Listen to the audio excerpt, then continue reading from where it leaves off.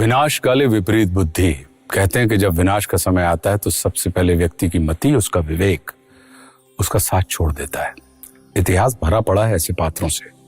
इसका सबसे प्रमुख उदाहरण है महाभारत के शिशुपाल का चरित्र। कहा जाता है कि भगवान कृष्ण की बुआ के गर्भ से शिशुपाल का जन्म हुआ था। जन्म के समय से ही वो अत्यंत विचित्र प्रतीत हो रहा था। उस समय शिशुपाल के 3 नेत्र और 4 भुजाएं थी। ये देख के चेदी नरेश, दमघोष और उनकी पत्नी चिंतित हो गए और उन्होंने निर्णय लिया कि शिशुपाल को वह किसी आश्रम में छोड़ देंगे। जैसे ही वो उसका त्याग करने वाले थे कि आकाशवाणी हुई जिसमें कहा गया कि अतिरिक्त अंगों को देखकर इस शिशु का त्याग ना करें बल्कि शिशु को स्वीकार करें। उचित समय पर शिशु के अतिरिक्त अंग विलुप्त हो जाएंगे। लेकिन स्मरण रखिए, जिसकी गोद में बैठने से यह बालक सामान्य शरीर को प्राप्त करेगा वही शिशुपाल के अंत का कारण बनेगा। कालांतर में एक बार भगवान कृष्ण अपनी बुआ से मिलने चेदी पहुंचे। तब उनकी बुआ ने शिशुपाल को कृष्ण की गोद में रख दिया और चमत्कार हुआ, कृष्ण का स्पर्श पाते ही शिशुपाल के जो अतिरिक्त अंग थे वे झड़ गए। बुआ आनंद और भय से भर गई और उन्होंने कृष्ण से वचन लिया कि पुत्र, तुम मेरे इस पुत्र के 100 अपराधों को भी क्षमा करोगे। आगे चलकर महाराज युधिष्ठिर ने राजसूय यज्ञ में अग्र पूजा के लिए कृष्ण को सर्वोच्च सम्मान प्रदान किया, जिससे कुपित होकर शिशुपाल, जो कि परंपरागत रूप से भगवान कृष्ण का विरोधी था, वो उन्हें अपना बैरी मानता था, क्रोधित हो गया, ईर्ष्या से भर गया और उसने अपनी सारी सीमाएं तोड़ते हुए भगवान श्री कृष्ण को अपशब्द बोलना शुरू कर दिए। और जैसे ही वो 100 अपराध उसके पूरे हुए, श्री कृष्ण ने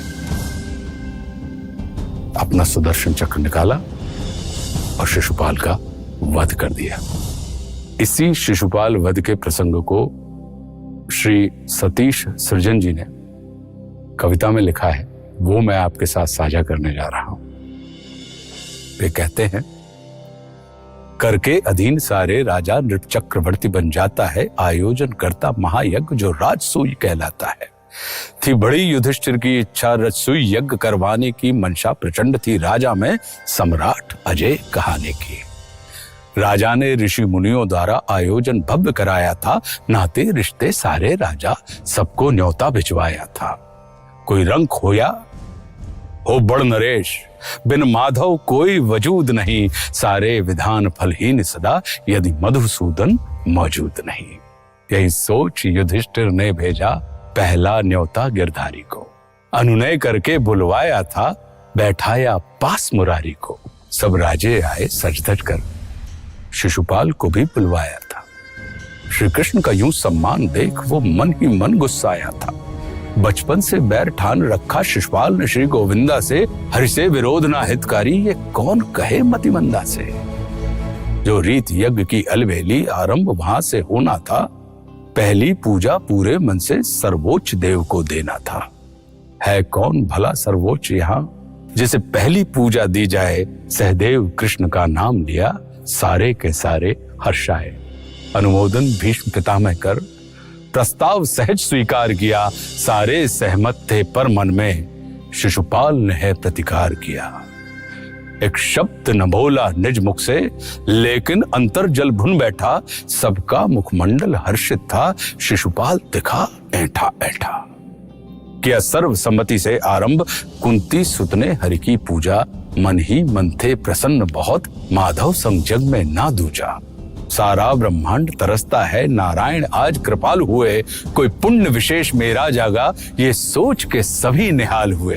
केशव की कृपा से केशव को आचार्य कर रहे थे वंदन, पंचम दश षोडश की विधि से पूजा करवाते यदुनंदन। सत्कार कृष्ण का सह न सका, शिशुपाल क्रोध भर के बोला।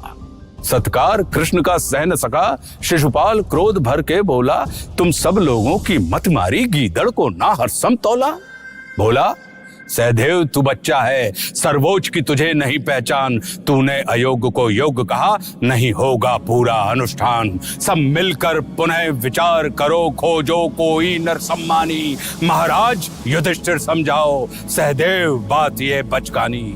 अचरज है भीष्म पितामह, अचरज है भीष्म पितामह, जिसने अनुमोदन कर डाला। इस सभा में ना कोई और मिला, सर्वोच्च दिखा बस ये ग्वाला। गंगासुत तू हो गया वृद्ध, गंगासुत तू हो गया वृद्ध, तन मन दोनों में जान नहीं। तेरा अनुमोदन दिखता है, तुझे खरकोटे का भान नहीं। मुझे लगा भीष्म है ज्ञानवान, लेकिन ये तो अज्ञानी है। ये कृष्ण को कहता उच्च देव, कैसी इसकी नादानी। ये दुष्ट निकम्मा नाकारा, काला अनपढ़ है गवार निपट। वनवासी सा पहनावा है, अंदर बाहर है बड़ा कपट। माँ बाप के इसके पता नहीं, ना गोत्र वंश का लेखा है। घर घर माखन चोरी करता, जाने इसमें क्या देखा है। कितने सारे निर्दोषों को चोरी से छल से मारा है। सर्वोच्च से कभी न मानूं, ये छलिया है हत्यारा है। गोपी संग यहाँ वहां फिरता, किन्नर बन के नाचे गाए। चोरी करते पकड़ा जाता, बहुधा ये ग्वाला पिट जाए। औरों के टुकड़ों पर पलता, एक कौड़ी नहीं कमाता है। फिरता रहता मारा मारा, मंगतों सा मुरली बजाता है। रखवाली करता गायों की, ब्रज गांव का है ये चरवाहा। गैया दिन रात चराता है, नंदलाल के घर जो हरवाहा। वृषभान लली आगे पीछे, जब देखो तब मंडराता है। खोटे चरित्र का चाल चलन, ये बिल्कुल मुझे न भाता है। ये गीदड़ है, पर चाह इसे सिंहों सी इसकी शान खिले। जब है डरपोक सियारों सा, तो क्यों सर्वोच्च कमान मिले। है ना अमात्य ना राजा है, ना देव पितृ गंधर्व नहीं। ना सैनिक है ना योद्धा है, इसका कोई संदर्भ नहीं। गाली पर गाली उगल रहा, शिशुपाल विवेक विहीन बना। विपरीत बुद्धि है नाश काल, बक रहा मूर्ख अपशब्द घना। संपूर्ण लोक के स्वामी को शिशुपाल नहीं पहचान सका। जाने क्यों व्यर्थ उलझ बैठा, ना हरि की कृपा को जान सका। कितने अनुयायी माधव के, अब शब्द और अब सह न सके। दरबार छोड़कर चले गए, लाचारी थी कुछ कह न सके। अर्जुन का पारा चढ़ गया था, अर्जुन का पारा चढ़ गया था। गांडीव पर तीर चढ़ा डाला, कर गदा उठाए भीमसेन। दौड़ा जो हाथी मतवाला। गिरधारी अब भी शीतल थे, गिरधारी अब भी शीतल थे। तिनका भर भी ना शोक किया, फिर याद प्रतिज्ञा दिला तभी कान्हा दोनों को रोक लिया। श्री कृष्ण बताया पांडव को, शिशुपाल फुफेरा भाई है। 100 अपराधों की क्षमा से ऐसी प्रतिज्ञा खाई है। शिशुपाल मृत्यु का कारण हूं, ज्योतिषियों ने ये बतलाया था। तब अपनी बुआ के अनुनय पर मैंने संकल्प उठाया था। कान्हा तुम होगे वचनबद्ध। अर्जुन बोला, अर्जुन बोला, कान्हा तुम होगे वचनबद्ध, लेकिन मुझ पर ना पाबंदी। मेरे जीवित रहते कैसे देकर इतनी गाली गंदी।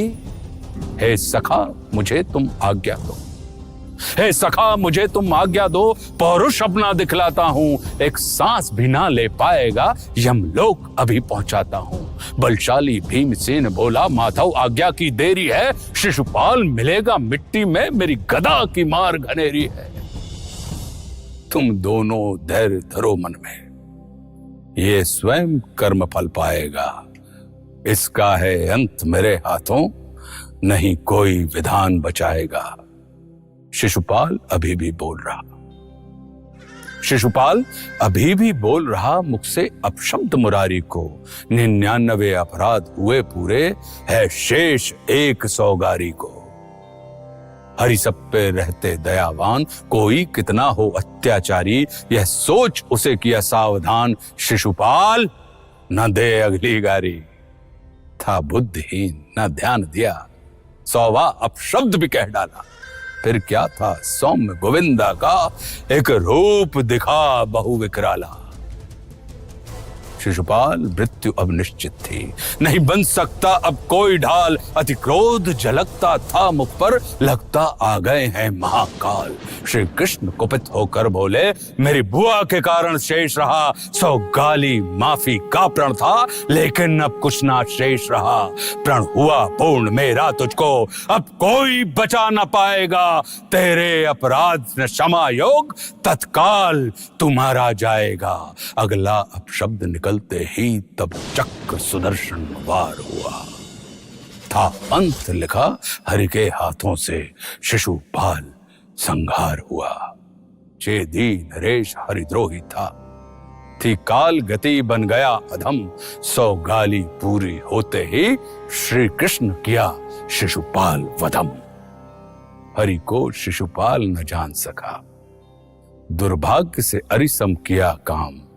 गोविंद के हाथों मर करके सीधा पहुंचा गोलोक धाम।